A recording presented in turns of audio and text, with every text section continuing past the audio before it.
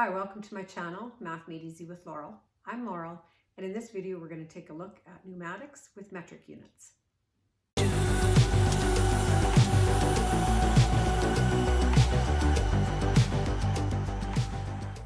In the previous video we talked about the gas laws, Boyle's law, Charles' law, Lussac's law, and if we put them all together we get the general or the ideal gas law. Pressure 1 times volume 1 divided by temperature 1 will equal pressure 2 times volume 2 divided by temperature 2. You may have all three values changing, or you may only have two values changing. But when you're using any of the laws, you have to ensure that your temperatures and your pressures are expressed in what's called absolute units. So when we're talking about the metric system, you can't work with your temperature in degrees Celsius. You need to change it to Kelvin. And the way that you do that is you add 273. And that will give you the temperature in degrees Kelvin. And that's what you need to use when you're using your gas laws. With pressure, often you'll know the gauge pressure, but you can't put a gauge pressure into your gas laws. You need to change to an absolute. So kilopascal, and then with this little G behind that, that G means gauge. This A does not mean absolute. When we have PSI A, that A means absolute, but capital P small a is the symbol for Pascal. So just be careful with that. It has to say either gauge or absolute after the pressure. So the way that you're going to change from gauge pressure to absolute pressure in the metric system is you're going to add 101.3. Because 1 atmosphere of pressure is 101.3 kilopascals. Your gauge will start at 0, but there's actually already 101.3 kilopascals of pressure at that point. So let's take a look at some examples. A gas has a volume of 0.5 cubic meters at minus 20 degrees Celsius. What will its volume be at 70 degrees Celsius? So it's not saying anything about the pressure, so we're assuming the pressure stays the same. So we can take that out of our formula. Just as I did in the last video, I'm going to take a few minutes just to write these values, change anything that needs to be changed to absolute units, and then I can plug into my formula. So volume 1, let's take that as V1, 0.5 cubic meters, and T1 will be the temperature that goes with that volume, which is negative 20 degrees Celsius. I need to change that to absolute, so I add 273, so that will be 253 Kelvin. Volume I don't know. At 70 degrees Celsius, again I have to add 273 to change it to absolute units, so that will be 343 Kelvin. Now that we have our temperatures in absolute units, we can plug into our formula. We will have 0.5 cubic meters for volume, 253 for temperature. We don't know this volume, and this temperature is 343. If we think about it, we know that this volume should be increasing because the temperature is increasing and the pressure is staying the same. So we're going to cross multiply.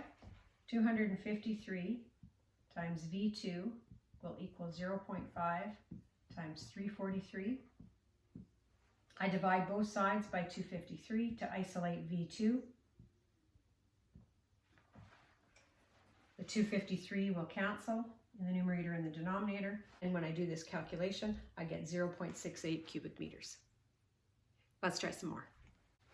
In our next example we have 1200 cubic centimeters of air at 150 kilopascal gauge, and we're compressing it to 200 cubic centimeters. What is its new pressure? There's no mention of temperature, so we assume the temperature isn't changing. So this is the part of the gas law that we're going to use. Again, I'm going to take a minute to express these pressures and volumes and change anything to absolute units before I start trying to solve the equation. So I know volume 1 is 1200 cubic centimeters, and the pressure that goes with that is 150 kilopascal gauge.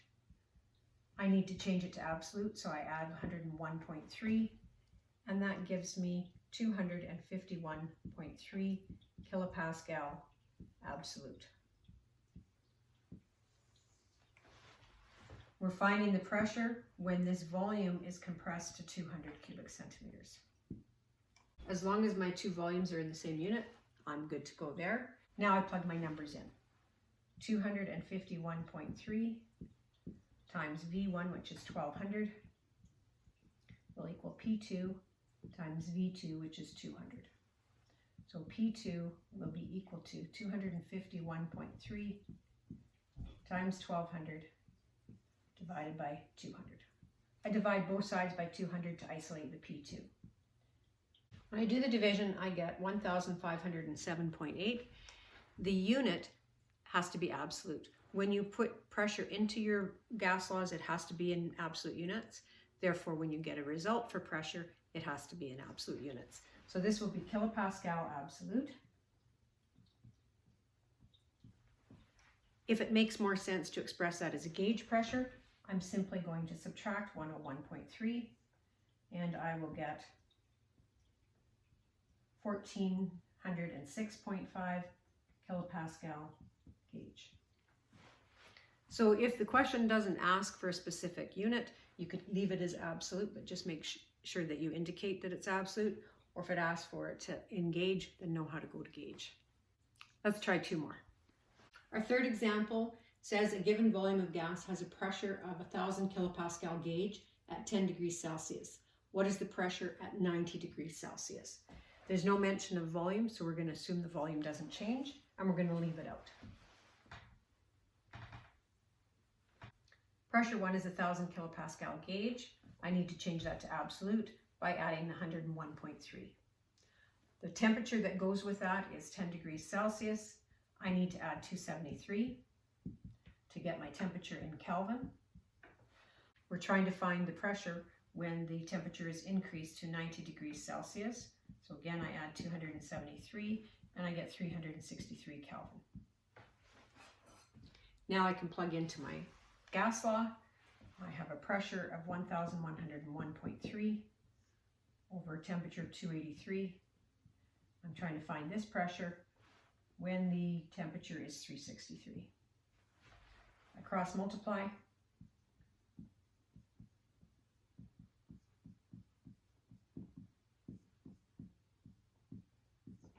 Divide both sides by 283.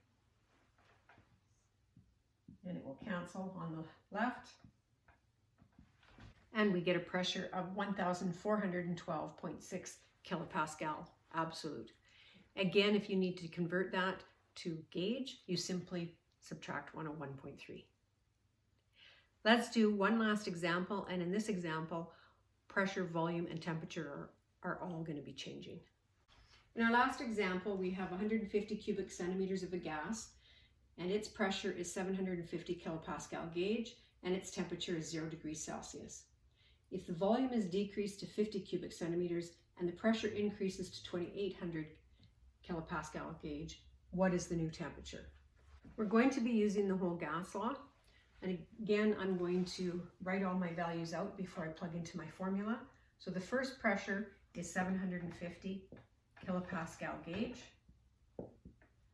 I add 101.3 to get 851.3 kilopascal absolute.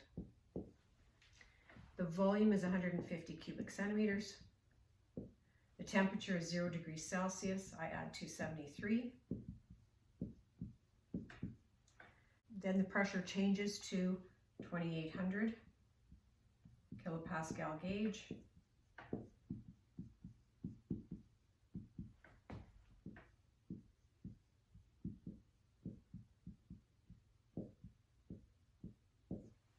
So I change it to absolute. Volume decreases to 50 cubic centimeters. And I'm going to be finding the new temperature. So I plug all my values in.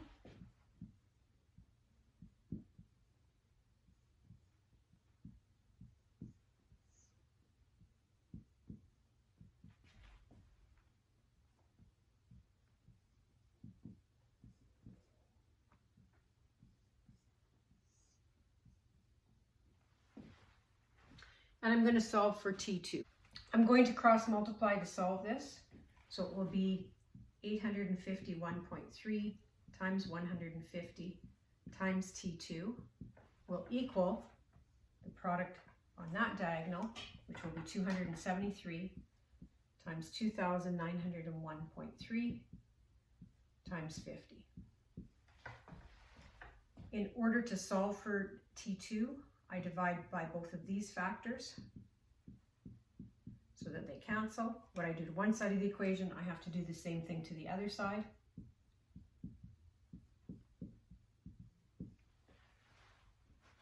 So it cancels on this side, they're gone.